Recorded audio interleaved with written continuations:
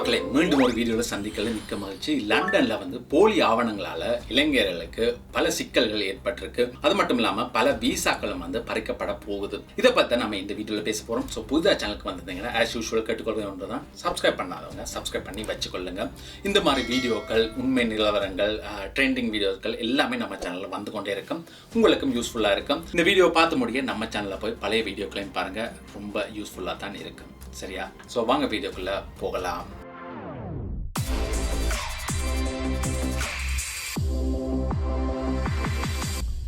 வெளிநாட்டுல வாழ்க்கையை மாற்றிக்கொள்ளும் வாய்ப்பு பற்றி நிறைய பேர் கனவு காண்றோம். ஆனா சில நேரங்கள்ல அந்த கனவுகள் ஒரு சிலருடைய தவறால, ஒருவரின் தவறான ஆர்வத்தாலேயும் சில நம்பகமற்ற சாலைகளாலேயும் ஒரு வணிகமாக மாறுது. ஒரு சிலர் சட்டப்படி செல்லாம வேகமான ஷார்ட்கட்டை பயன்படுத்தி வேலையை பெறலாம் என்று நினைக்கிறவங்க.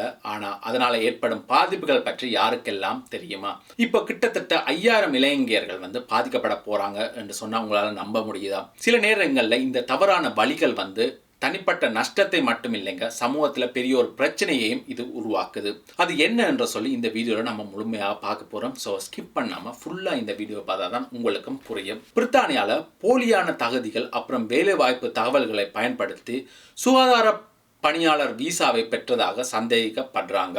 எப்படி சந்தேகப்படுற கிட்டத்தட்ட 4900 இளைஞர்கள் குறித்து பிரித்தானியா உள்துறை அலுவலகம் விரிவான விசாரணையை ஆரம்பிச்சிருக்குது. இலங்கைக்கும் பிரித்தானியாவுக்கும் இடையில செயல்படும் முகவர்கள் தலா 30,000 முதல் 40,000 பவுண்ட்ஸ் வரை இந்த விண்ணப்பதாரத்திலிருந்து பணத்தை செலுத்தி இருக்கிறாங்க. பணம் செலுத்தியதற்கான ஆதாரங்கள் இருந்ததாகவும் அது சொல்லப்படுது. போலியான தேசிய தொழில் தகுதிகள் சான்றிதழ், அப்புறம் ஆங்கில மொழி தேர்வு முடிவுகள், அப்புறம் பயிற்சி பதிவுகள், இதெல்லாமே கிட்டத்தட்ட 150 முகவர்களாக தயாரிக்கப்பட்டிருக்கிறதாக சொல்லப்படுது. பல தொழிலாளர்கள் இப்போ அடிப்படை பராமரிப்பு பணியாளர்கள் செய்ய முடியாமல் இருக்கிறதாகவும் சொல்லப்படுது. இந்த சுகாதாரத்துறையில பெரும் நெருக்கடியை ஏற்பட்டுள்ளதாகவும் பராமரிப்பு இல்லை என்றும் நிர்வாகிகள் சொல்லி இருக்கிறாங்க. உள்துறை அலுவலகம் அண்மைய மாதங்கள்ல கிட்டத்தட்ட 470 ஸ்பான்சர் உரிமங்களை ரத்து செய்திருக்கிறாங்க அல்லது ஹோல்ட் பண்ணியிருக்காங்கன்னே சொல்ல முடியும். மோசடி விசா பெற்றவங்களுக்கு உடனடியாக விசாவை ரத்து செய்யப்படலாம் அல்லது பிரித்தானியாவிலிருந்து வெளியேற்றப்படலாம் என்றும்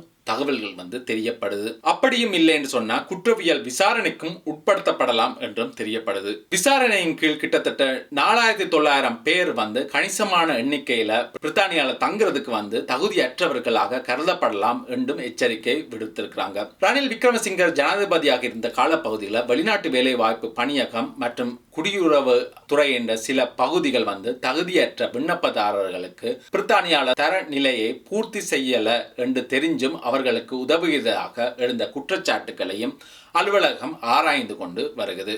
இந்த விவகாரம் பணம் கொடுத்து விசாக்களை பெற்ற இலங்கை மக்கள் மற்றும் நம்பகத்தன்மையற்ற தொழிலாளர்களை பாதிக்கப்படும் பிரித்தானியா பராமரிப்பு துறையில அப்படி என்றும் இருதரப்புக்குமே சிக்கல்களை இது உருவாக்கியிருக்கு. இதை பற்றி நான் என்ன நினைக்கிறேன்னு சொன்னா, இந்த பிரச்சனை ஒரு நாட்டுன்ற அல்லது ஒரு துறையின் தவறோ இல்லைங்க, இது ஒரு சிஸ்டம் ஃபெயிலியர்ன்றே சொல்ல முடியும். விசா வேண்டும் அப்படின்ற ஆர்வத்துல சிலர் ஷார்ட்கட்டை தேடுறாங்க. ஆனா அதே நேரத்துல அந்த ஆர்வத்தை காசாக்கும் சில முகவர்கள் மக்களுடைய கனவுகளையும் வாழ்க்கையையும் எல்லாத்தையும் ஒரு வணிகமாக பார்க்குறாங்க.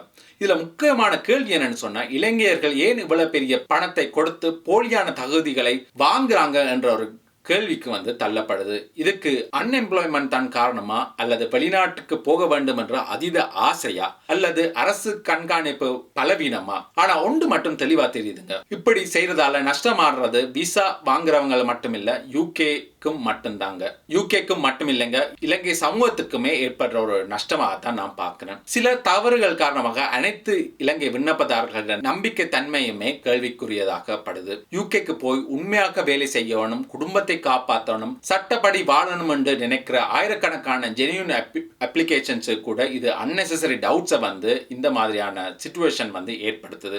அதுதான் பெரிய பாதிப்பு. இந்த நேரத்தில் பிரித்தானியா சுகாதாரத்துறையும் கடுமையாக பாதிக்குதுன்னே சொல்ல முடியும். வேலை செய்ய முடியாதவர்கள் வேலை விசா வாங்குறதால உண்மையான கேர்கிவர் தேவைப்படுற இடங்கள்ல சேவை தரம் கீழே போகுது. அந்த நெருக்கடியையும் யூகே நிர்வாகிகள் சொல்லியிருக்கிறாங்க.